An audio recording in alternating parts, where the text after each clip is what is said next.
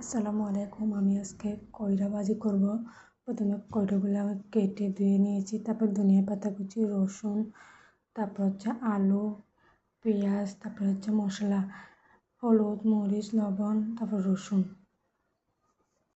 পেঁয়াজগুলো লাল লাল করে ভেজে নিয়েছি। দিয়ে দিব হলুদ, মরিচ, লবণ, তারপর হচ্ছে আদা বাটা, রসুন বাটা, তারপর হচ্ছে ওই চনার ডাল।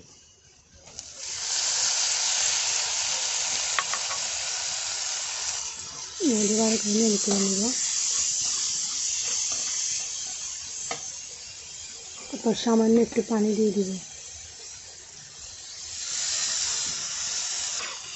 সামান্য একটু পানি দিয়ে এগুলো কষিয়ে নেব। ভালো করে কষিয়ে নিয়ে ভালো করে। তো মশলাগুলো ভালো করে কষে নিয়েছি। এখন দিয়ে দেবো কইরা আর আলু।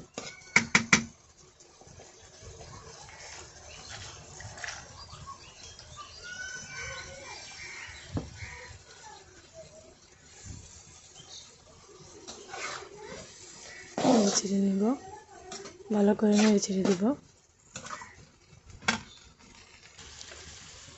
তো কইরাগুলো ভালো করে নেড়ে ছেড়ে নিয়েছি। এখন ভালো করে কষিয়ে নিব।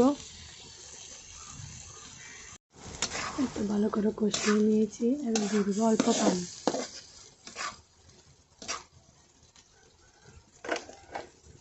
অল্প একটু পানি দিয়ে দেবো।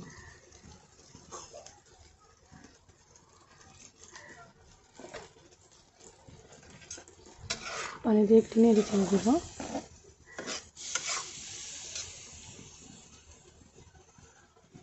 এখন কইরা ভাজি হয়ে গিয়েছে। এখন দিয়ে দিব উপরে ধনিয়া পাতা কুচি দিয়ে নামিয়ে নেব। নেড়ে ছেড়ে নামিয়ে নেব। এটা আমার কইরা ভাজি রান্না সম্পূর্ণ হয়েছে।